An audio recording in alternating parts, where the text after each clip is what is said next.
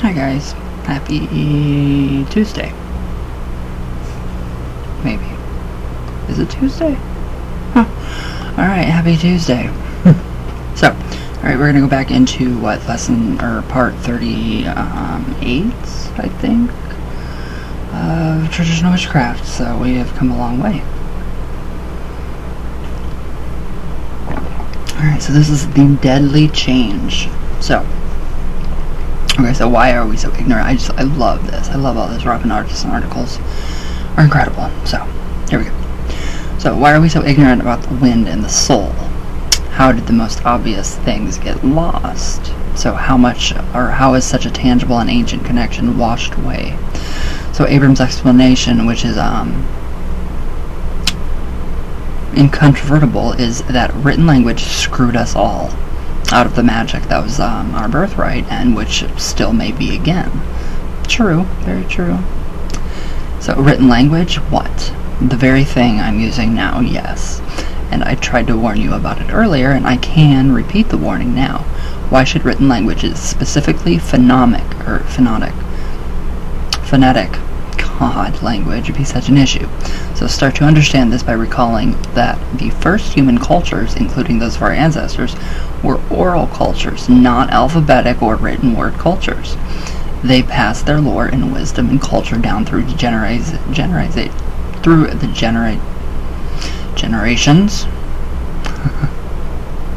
Where did I go? I don't even know where I went.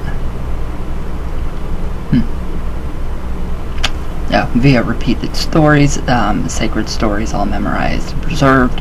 They lived, as Abram puts it, in a storied world, a world that was rendered understandable by stories and words that referred to the things and entities of this world and human experience. But the introduction of writing created a new possibility, a radical new possibility of a new sort of perception. So our ancestors lived in the mind of the senses, which is another way of saying that they lived in their souls. So they were each fully a part of their sensory world, and fully utilized those senses we all have, but so few of us really use anymore. So the sensual absorption with places, smells, feelings, emotions, tastes, all these things that the ancestors experienced, with nothing between them and the experience. So we're real portals of communication with real powers that are tangible and still with us. So the senses are not flawed or limited things, as we have been taught to see them by Platonists and later by Christians who doubt and look down on the body and sensuality. The senses are, in fact, sorcerous powers that connect us to this world, to one another, and to spirits, and to everything. Used properly, the senses are the gateway to every sorcerous capacity you could dream of, or which legends have been told. I love that. That is why reenactment is so important. So, where did I go? I don't know where I went, guys. Okay, and these senses just don't vanish with death. They deepen in much the same way they don't vanish when the body is in sleep, but exist in a shadowy or strange dream state. I like that. That's very interesting. So what a traditional storyteller told people, when they told people a story, he said where it happened, and those people knew the place. They had been there, lived there, smelled there, seen there, tasted and touched there. So they knew about the animals in his story, the people in his story. Storytelling magic is always local, at least in the old days. So even Homer told of places and people and things that his listeners understood perfectly well. They knew what the salty wind of the Aegean Sea felt like. They all knew what the funeral pyres told in the Trojan War looked like, and there were no placeless stories, no purely abstract stories in the ancient bards' repertoire. So we have plenty of those now, though. So these stories of the ancients told in ancient times always comes to you from the senses of another, from a living body, mind, and voice, and through your senses, directly to the soul. So The words of the story are given life from what? From your breath. And breath and sound and wind was this transmission medium that brought it to you. So the stories of a people actually evolve over time as people change, grow wiser, more wary, bolder, or change where they live on the land. So, stories had souls, were soul or power.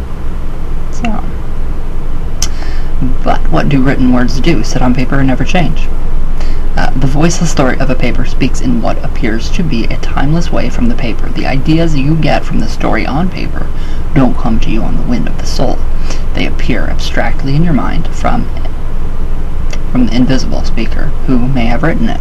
The speaker never changes. He always says the same thing. And this creates something that never existed before, an alphabetic, abstract mind or alphabetic intellect. So, with the ancient Hebrews, their decision to begin using written phonetic language caused a disastrous change. So the words on paper in sacred books became the new source of ancestral wisdom, not the land, not the living powers of animals and winds and hills and rivers, but a book. And to give it to anything and go to anything but the book was to engage in idolatry. So people didn't go to the oak tree to listen to its voice, but they read about oak trees and think about them in their heads. They began to read about how nature was just a crust created by some greater, more unknowable, and transcendent being, and how nature was just here for man. So, interesting. Christianity and Judaism and Islam are based on the written word. So their religions spread alongside literacy, just as monks in medieval Europe were the only literate persons in most areas for a very long time. So, people must accept the new technology of the written word and all of the abstractions in the mind it makes possible before they can accept these religions. They are literally the people of the book, just as they call themselves. And where they go and convert and teach, the land itself appears to fall silent and the wind becomes just empty air, no longer a medium of ghosts and spirits. The land becomes barren and cut off from the people who once went to it for all power and wisdom. So this is very much why our heathen ancestors believed that the land spirits, the land whites, fled from Christian churches in the presence of Christianity. Sad what's been lost. It's very sad. So, pagans had the written word before Christians or Muslims had it. And in some places it had started to destroy even their connection with the fundamental and organic truths of life. So long as language uses letters or symbols that refer to real things in this world, all is safe. Ideographic or pictographic writing is safe, like modern Chinese or ancient Egyptian hieroglyphs, because the word for blue in languages like that is almost always a depiction of something in the real world that itself is blue. So, but phonetic writing is different. Only letters which have reference to things in the real world and only exist as ideas. So English is a great example of the phonetic alphabet. So go find me an A out there in nature, or an L. A is only an idea that links to a sound in your memory and a shape. But if you get enough of these sounds together, they sound like whole words, but either the letters nor the words exist outside of our minds or in some written form. It's really interesting. That's really interesting. So to have such technology around, the ancient Greeks, after a point, got it, as did the ancient Hebrews. It's an interpretation. It's an interruption of a millennia of ancestral oral culture, and it disrupts more than you can imagine by making a dangerous new sort of mind possible. So I'm not suggesting that written language itself is evil, but what can come of its strange mind sorcery, can do evil things. So we never used it carefully. We were unwise, and it stole our souls, as many magical technologies can if those who wield them are not careful. Very different, very interesting, and very different. Why am I so blurry? There, I'm not so blurry. Alright, so very different. Yeah, so okay, so we have one more article here, and I love this one. So this is the High Priests of hallucinations. Do you know anybody like this? I do. So, and now you have just a taste of what really happened, how the soul, the psyche, went from being a wind to an abstraction of mind, a concept. Now you have a taste of how and why the mind of the senses got covered up by a new kind of mind, the mind of concepts. So you know now why people began to imagine that they were more than this body, which they felt abstracted from. So more than this world, which they felt apart from. Written words, a powerful and magical technology with many dangers, made this possible. So truly, for us Westerners, the original death blow wasn't struck until Socrates and Plato made it possible. So using the new mind made possible through the new technology of the written word. Socrates began a deadly new way of thinking and seeing. He wasn't content when he asked someone to describe what virtue was or bravery was, to hear them give a real-world example of these things. So, which is what his audiences all tried to do. He demanded that they tell him what virtue was or what bravery was. He demanded that they rise above the tangible, lived examples of those things and tell him what they purely were. So all of the examples given of bravery, be reasoned, were not bravery, but isolated manifestations of something that must unify and transcend them all. Scary. I hope you can see now how deadly and distraughtly unwise this is. Socrates, like the later Plato, was convinced that true knowledge was not experiences in this land, but of abstractions. True knowledge was about the pure ideal of virtue that existed out there or on some transcended plane, and only manifested itself in this world as examples of virtuous behavior. Basically like attracts like, which no.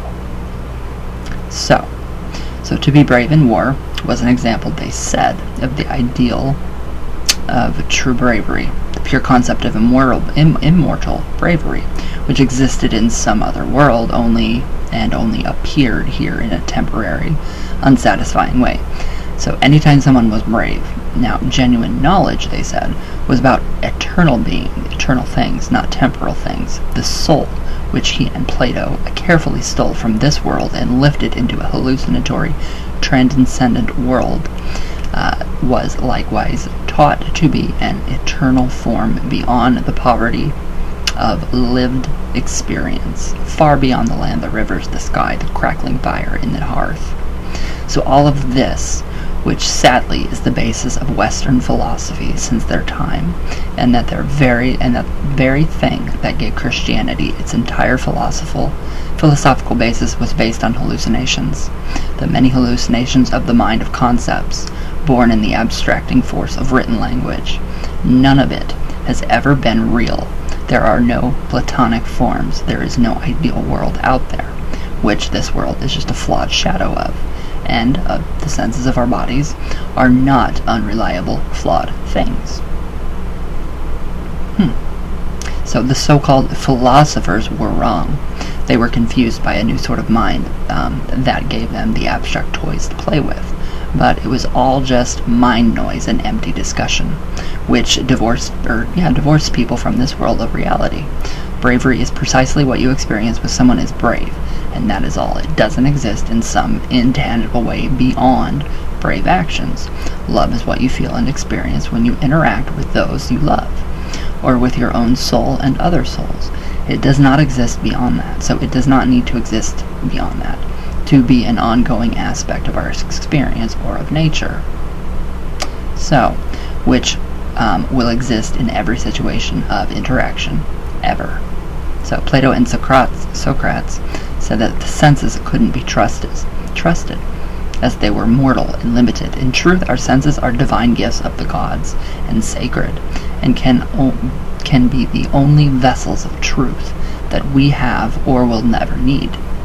So we only need to return ourselves gently to the sacred central world, the real world, and stop being lured off to the la-la land of abstractions posed by these early hallucinating philosophers, men, like Plato, who broke with their traditional religions and cultures and distanced themselves from their gods and spirits, calling them superstitions.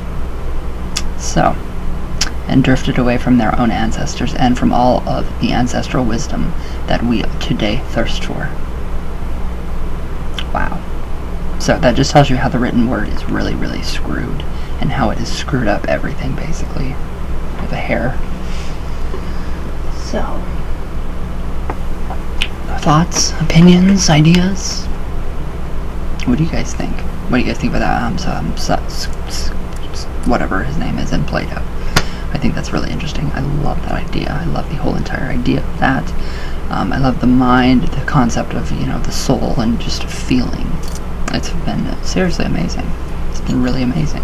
So, alright guys, I'll see you tomorrow for Witchy Wednesday. I love you all with all my heart. All the way from Venus, all the way back down. There we go. So thank you guys for watching, and I love you all very, very, very much. And I'll see you guys tomorrow.